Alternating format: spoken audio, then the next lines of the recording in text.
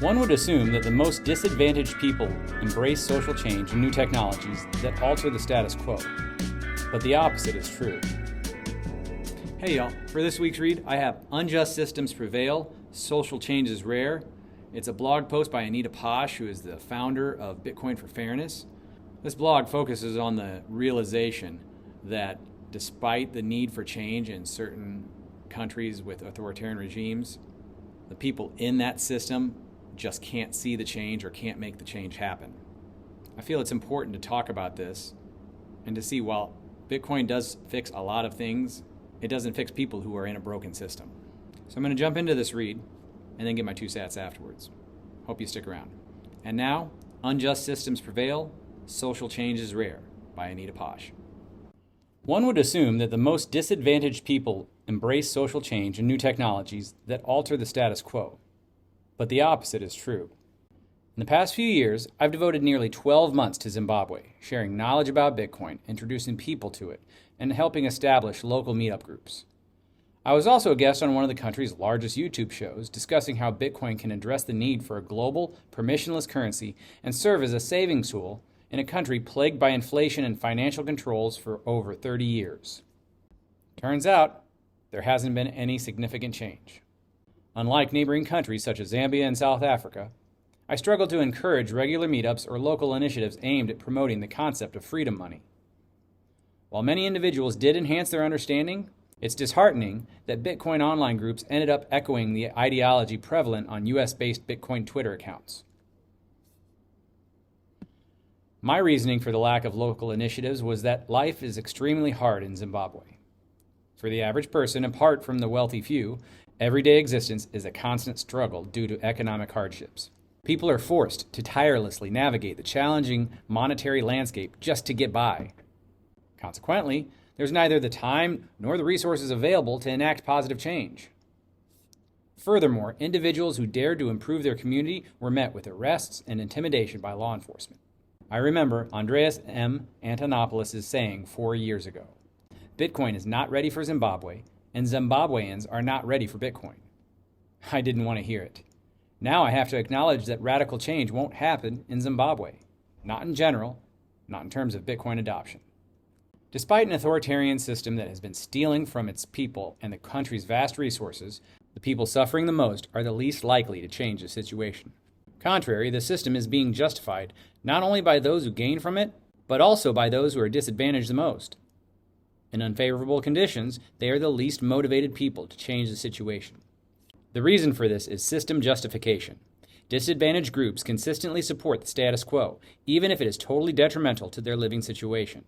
Supporting the system fulfills humans' fundamental epistemic, existential, and relational needs for certainty, security, and social conformity.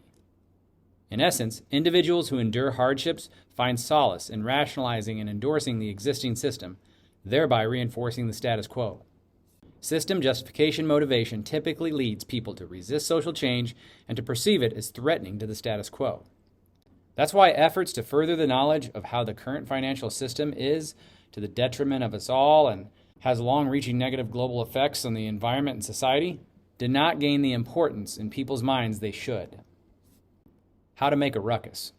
Research suggests that people are more willing to accept social change when it is perceived as inevitable or extremely likely to occur and congruent with the preservation of at least some aspects of the current social system or its ideals.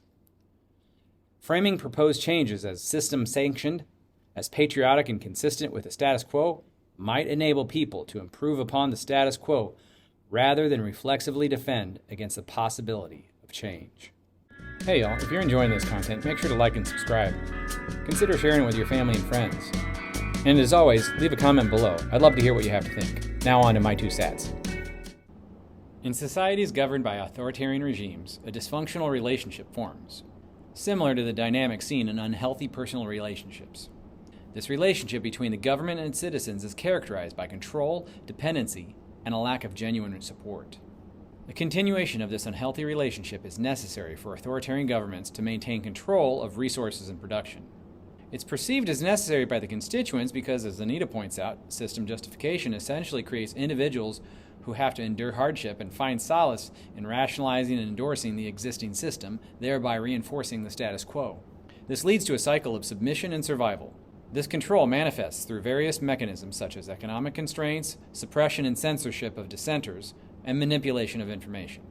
Citizens are forced to navigate a difficult landscape where their needs and voices are ignored, leading to a constant state of anxiety, stress, and disillusionment. Anita's insights are sobering, that the very people in need of change won't support the change when it's staring them in the face. She mentioned system-sanctioned changes, which I believe is happening, it's just not yet evenly distributed. What Anita has been doing is necessary and just. To support individuals subjugated by authoritarian regimes is embracing Bitcoin and achieving financial independence. Several strategies can be employed, all of which Anita advocates. 1. Education and awareness. Conducting workshops, webinars, and community meetups to educate people about Bitcoin and its benefits. Providing knowledge about how to use and secure Bitcoin can empower individuals to take control of their financial future. 2. Building infrastructure. Establish local Bitcoin communities and support networks to create a sense of solidarity and shared purpose. This can include setting up Bitcoin ATMs, encouraging merchants to accept Bitcoin, and creating local exchanges to facilitate easier access. 3. Advocacy and support. Work with international organizations and human rights groups to advocate for policies that protect the rights of individuals to access and use decentralized financial systems. Providing legal and technical support can help individuals navigate challenges posed by their governments. 4. Promoting self-custody. Encourage the use of self-custody solutions that ensure individuals retain control over their Bitcoin holdings. Educate people about hardware wallets and secure storage practices that can prevent loss due to theft or confiscation. By leveraging Bitcoin's transformative potential, individuals in authoritarian regimes can break free from the toxic dependency created by their governments. This shift not only empowers individuals, but also paves the way for greater financial freedom, resilience, and independence, fostering a society where people can thrive without the constant fear of authoritarian control. As Anita advocates for, Bitcoin offers a unique solution to this pervasive problem by fundamentally altering the relationship between money and state. As a decentralized, permissionless currency, Bitcoin operates outside the control of any single entity, making it immune to the manipulative practices of authoritarian regimes. I love Anita's framing about system-sanctioned changes. As people increasingly perceive Bitcoin's adoption as unavoidable due to its growing acceptance and integration into mainstream financial activities, they may be more willing to embrace it. The perception of inevitability can lead to a greater openness to adopting Bitcoin, particularly if it's seen as a tool that reinforces the protection of personal freedoms and enhances economic independence. This alignment with constitutional ideals can facilitate social acceptance, as it does not seek to replace the existing values, but to strengthen them through innovation in monetary systems. This narrative can help smooth the transition towards a more decentralized financial future, making the shift feel like a natural progression rather than a disruptive change. Anita, keep doing what you're doing. Your mission and efforts have planted many seeds, and as we all know, seeds take time to develop into nourishing plants. One of the most painful yet truthful phrases I've heard in Bitcoin is, "You get Bitcoin at the price you deserve."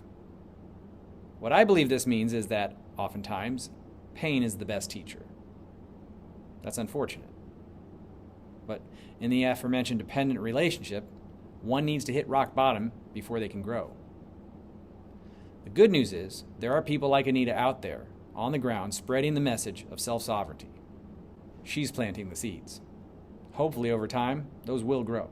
We just need to keep spreading the truth about and benefits of Bitcoin. Thank you, Anita, for writing this blog.